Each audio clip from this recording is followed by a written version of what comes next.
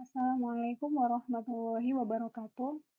Selamat siang rekan-rekan mahasiswa. Hari ini kita akan melanjutkan materi di bioteknologi pangan. Hari ini kita akan membahas terkait pemanis.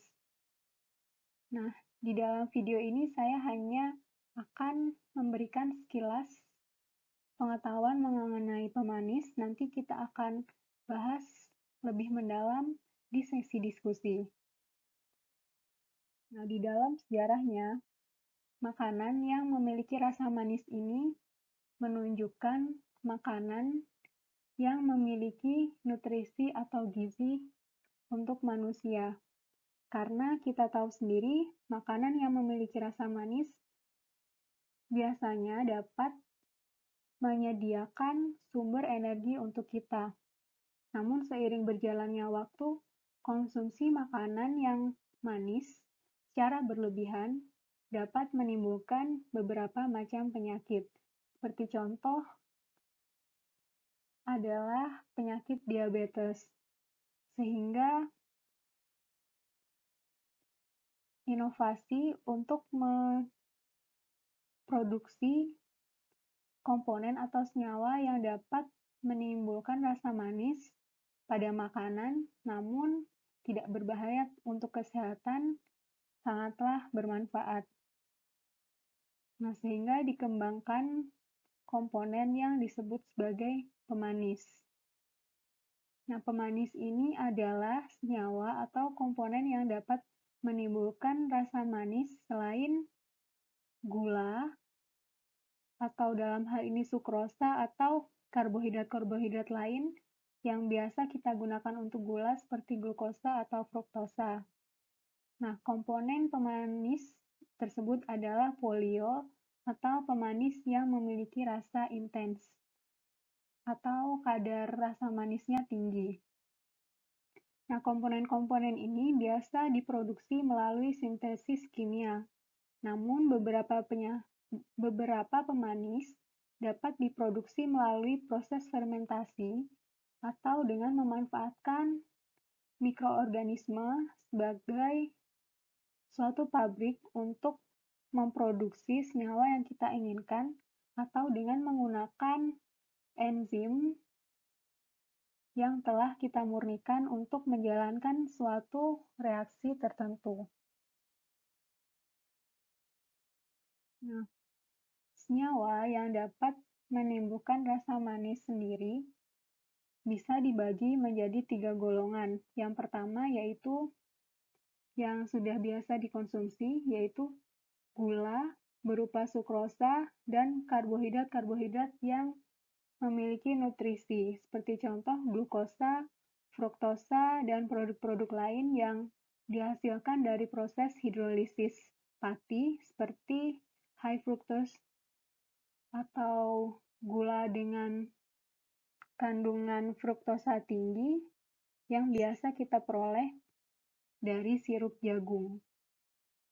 Nah, komponen yang dapat menimbulkan rasa manis kedua adalah pemanis, yang merupakan alternatif non-karbohidrat seperti poliol dan pemanis dengan intensitas tinggi. Nah, yang selanjutnya adalah karbohidrat manis yang memiliki karakteristik fisiologi yang berbeda dengan karbohidrat-karbohidrat yang biasa kita gunakan dalam menghasilkan makanan seperti tadi sukrosa, glukosa, dan fruktosa. Nah, ini adalah fisiologi dari poliol dan pemanis dengan intensitas tinggi. Yang pertama adalah poliol. Poliol dapat dimetabolisme oleh tubuh kita, namun absorpsinya sangat lambat. Sehingga jika dibandingkan dengan konsumsi sukrosa, maka konsumsi poliol ini dapat menimbulkan kenaikan konsentrasi gula dalam darah dalam waktu yang lama, tidak seperti konsumsi gula yang dapat segera menaikkan konsentrasi gula dalam darah. Selain itu, poliol ini memiliki efek osmotik dan dapat dimetabolisme oleh mikroba yang ada di usus kita, sehingga setelah mengkonsumsi poliol ini akan muncul rasa tidak nyaman di perut. Nah, selain itu poliol ini tidak atau sangat sedikit dimetabolisme oleh bakteri yang ada di mulut kita menjadi asam, sehingga tidak menimbulkan karies gigi. Nah, selanjutnya adalah pemanis yang memiliki intensitas tinggi. Nah, pemanis golongan ini biasanya tidak dimetabolisme oleh tubuh kita sehingga tidak menaikkan konsentrasi gula dalam darah. Namun salah satunya seperti aspartam dapat dimetabolisme. Namun karena intensitas rasa manisnya yang cukup tinggi, maka aspartam ini hanya digunakan dalam konsentrasi yang cukup rendah sehingga tidak akan menaikkan konsentrasi gula dalam darah dengan intensitas yang tinggi juga. Nah, selanjutnya sama seperti poliol, pemanis dalam golongan ini tidak atau sangat lambat dimetabolisme oleh bakteri yang ada di mulut kita sehingga bagus untuk kesehatan mulut kita. Nah, ini adalah poliol. Jadi poliol adalah senyawa organik yang memiliki gugus hidroksil yang banyak ya. Ini bisa kita lihat contohnya ada D-eritritol, maltitol, sorbitol, xilitol, dan manitol. Nah, di sini kita hanya akan membahas beberapa dari contoh ini. Yang pertama adalah poliol eritritol. Nah, eritritol ini dapat diproduksi oleh beberapa organisme, contohnya Aspergillus niger. Nah, Aspergillus niger ini bisa kita lihat penampakannya. Ini adalah jamur ya yang biasa ditemukan di kultur-kultur bakteri ataupun tanaman. Jadi ini merupakan momok ya biasanya untuk orang-orang yang bekerja dengan kultur. Nah, selanjutnya ada organisme lain seperti Candida magnoliae, Monniella, terutama Monniella pollinis, Penicillium, Pseudozima succubaensis, dan lain-lain. Nah, fermentasi eritritol ini yang paling banyak digunakan adalah dengan menggunakan yeast osmofilik. Nah, kemarin kita sudah membahas beberapa karakteristik mikroba mulai dari kebutuhan oksigennya dan juga kebutuhan akan suhunya. Jadi di sini ada juga organisme yang menyukai tekanan osmosis tinggi atau osmofilik. Makanya nanti di dalam proses fermentasinya biasanya ditambahkan gula dengan konsentrasi yang tinggi untuk menimbulkan tekanan osmosis. Nah, karena untuk produksi secara komersial itu kan ada regulasi-regulasi tertentu. Nah, organisme yang memenuhi regulasi-regulasi tersebut yang dapat menghasilkan eritritol yaitu Trichosporonides megaciliensis, kemudian ada Moniliella pollinis, dan yang terakhir adalah Y. lipolytica. Nah, ini contoh dari jamur Beauveria bassiana itu adalah jamur yang biasa menyerang serangga. Nah, jamur ini juga bisa menghasilkan eritritol. Nah, untuk metode produksi eritritol secara komersial bisa kalian akses di link ini.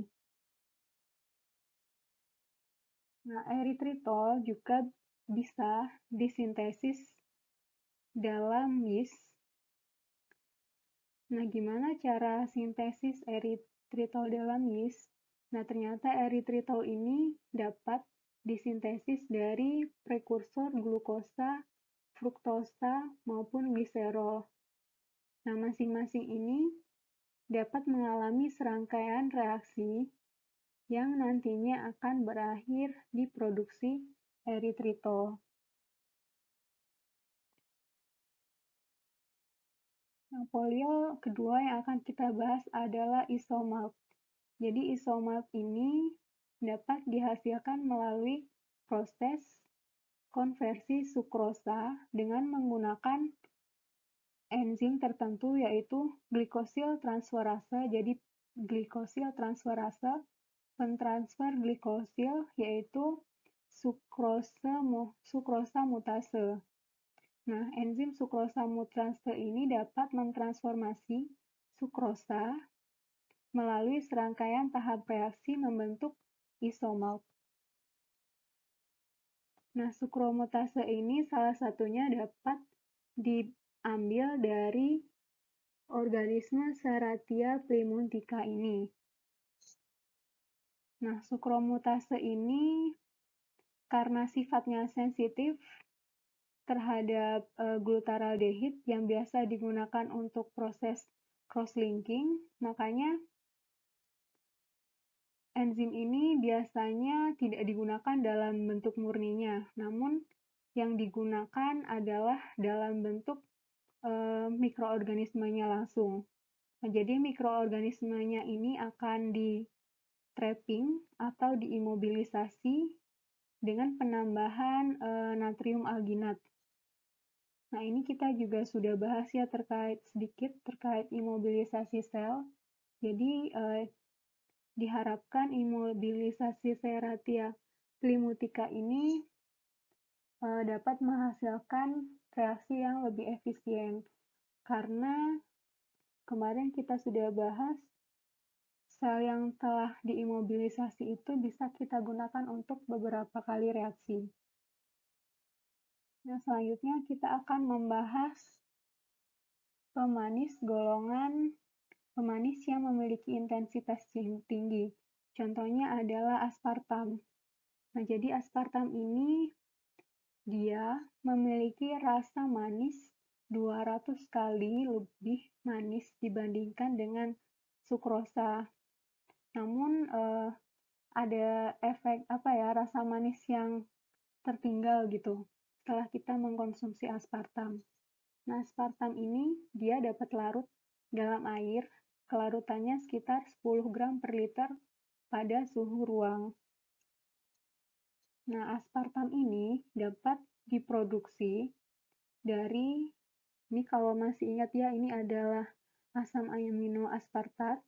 Kemudian yang kedua ini adalah asam amino fenilalanin. Jadi aspartam ini bisa dihasilkan melalui kondensasi dari kedua asam amino ini menjadi aspartam dengan bantuan enzim termolisin. Nah, ini adalah struktur dari termolisin. Kalau kalian masih ingat terkait struktur protein, nah ini bisa kita lihat struktur sekundernya tersusun atas ada bentukan beta sheet, ada coil, kemudian ada alpha helix juga. Nah, selanjutnya kita akan membahas stevioglycosida. Jadi ini sudah cukup familiar ya. Ada produk komersialnya juga dari Tropicana Slim, gula steviosida. Nah, stevioglycosida ini dapat kita isolasi dari tanaman yang berasal dari Amerika Selatan, yaitu Stevia rebaudiana. Nah, stevioglycosida ini dapat berupa steviosida atau rebaudiosida A. Nah, tergantung dari komposisi atau perbandingan steviosida dan rebaudiosida-nya, stevioglycosida ini memiliki rasa manis 200 sampai 300 kali lebih tinggi dibandingkan dengan sukrosa yang biasa kita konsumsi. Sehingga kita hanya membutuhkan dalam konsentrasi sedikit saja untuk memberikan rasa manis pada makanan. Namun kelemahannya ini setelah kita konsumsi itu biasanya ada rasa pahit yang tertinggal. Nah, stevioglycosida ini memiliki beberapa kelemahan ya. Salah satunya tadi ada rasa pahit yang tertinggal, dan selanjutnya dia memiliki solubilitas yang rendah dibandingkan dengan sukrosa, sehingga diperlukan adanya modifikasi untuk mengatasi kelemahan tadi. Nah, modifikasi yang dapat dilakukan yaitu adalah dengan melakukan reaksi glukosilasi atau penambahan gugus glukosil oligosakarida ke steviosida ini. Nah, glukosilasi ini dapat dilakukan dengan menggunakan enzim glukosil transferase, yaitu glukosil transferase ini nantinya akan menambahkan gugus maltosa, malto-oligosakarida atau sukrosa ke dalam struktur steviosida ini. Nah, ini adalah gambar dari tanaman Stevia rebaudiana. Manis dengan intensitas tinggi kedua yaitu taumatin. Nah, taumatin ini merupakan protein ya yang dapat menimbulkan rasa manis.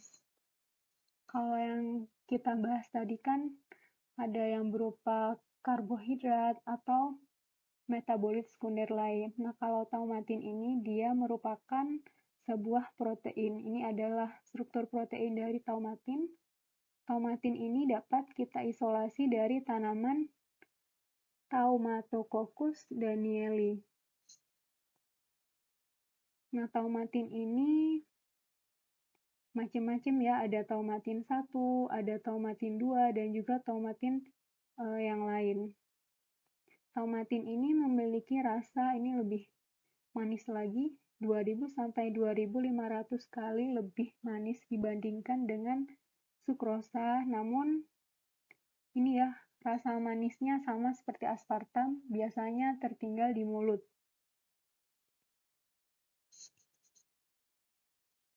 Nah, untuk mengatasi ini ya, rendahnya produksi taumatin dalam tanaman ini, maka beberapa penelitian itu mencoba menyisipkan gen pengkode taumatin ini. Jadi, gennya diambil dari tanaman ini, kemudian dimasukkan ke dalam organisme lain seperti Aspergillus awomori, kemudian ada Aoryzae E. coli, Penicillium roqueforti, Pichia pastoris, dan Streptomyces lividans. Nah, dengan menyisipkan gen ke dalam organisme-organisme ini, maka di dalam proses hidupnya, mereka akan memproduksi taumatin. Nah, kenapa produksi taumatin di dalam organisme-organisme ini itu lebih efisien dibandingkan dengan mengisolasi dari Taumotococcus danieli? Nah, karena waktu yang dibutuhkan untuk pertumbuhan organisme-organisme ini lebih cepat ya. Ini contohnya Pichia pastoris itu golongan yeast. Nah, yeast itu kan lebih cepat tumbuhnya. Doubling time-nya itu lebih cepat dibandingkan kalau kita harus menumbuhkan tanaman Taumotococcus danieli. Nah, selanjutnya kita akan membahas komponen yang dapat menimbulkan rasa manis, yaitu karbohidrat dengan fisiologi yang berbeda dari sukrosa, fruktosa yang biasa kita gunakan. Yang pertama adalah isomaltulosa. Nah, isomaltulosa ini memiliki indeks glikemik rendah, jadi berarti dia tidak termasuk karbohidrat yang dapat kita jadikan sumber energi. Nah, selain itu, dia juga bersifat non-karyogenik, maksudnya dia berarti tidak atau hampir sedikit sekali dimetabolisme oleh bakteri yang ada di mulut, sehingga bagus untuk kesehatan mulut kita. Nah, isomaltulosa sendiri dapat diperoleh dari sukrosa. Nah, dengan menambahkan enzim glikosil transferase, yaitu sukrosa mutase, kita bisa mengubah sukrosa menjadi isomaltulosa. Nah, enzim-enzim sukromutase ini biasa diperoleh dari beberapa organisme. Contohnya ada Protaminobacter rubrum, kemudian ada juga dari Serratia plimutica, ada dari bakteri Erwinia, dan lain-lain. Nah, yang terakhir adalah Tagatosa. Nah, Tagatosa ini secara alami dapat kita peroleh dari buah-buahan, kemudian dari tanaman coklat dan produk-produk susu, namun jumlahnya sangat rendah. Nah, Tagatosa ini termasuk ke dalam golongan karbohidrat ketoheksosa sehingga dapat teroksidasi. Nah, oksidasinya akan menimbulkan reaksi Browning. Sama seperti kalau kita mengupas apel, itu kan lama-kelamaan apel kita akan mengalami oksidasi sehingga berwarna coklat. Nah, Tagatosa ini memiliki rasa manis 92% dari sukrosa, berarti ya lebih manis sedikit. Lebih manis sukrosa dibandingkan dengan Tagatosa ini. Nah, Tagatosa ini nilai kalorinya itu sekitar 1,5 kilokalori per gram. Nah, Tagatosa ini bisa kita peroleh dari gula galaktosa. Nah, gula galaktosa ini kemudian akan mengalami reaksi enzimatis, yaitu menggunakan enzim L-arabinosa isomerase. Jadi dari galaktosa akan diubah menjadi Tagatosa. Nah, produksi Tagatosa ini dapat dilakukan baik secara enzimatis dengan menggunakan L-arabinosa isomerase tadi, ataupun dapat dilakukan secara kimiawi. Jadi, bahan dasarnya galaktosa itu diperoleh dari laktosa, kemudian kita hidrolisis dengan enzim, menghasilkan glukosa dan galaktosa. Nah, selanjutnya akan dilakukan proses pemisahan untuk mengambil galaktosanya saja. Nah, di sini galaktosa bisa kita ubah secara kimia maupun enzimatis menjadi Tagatosa. Nah, ini sekilas mengenai beberapa pemanis. Selanjutnya, kita teruskan untuk membahasnya lebih mendalam di sesi diskusi. Saya akhiri video kita kali ini. Wassalamualaikum warahmatullahi wabarakatuh.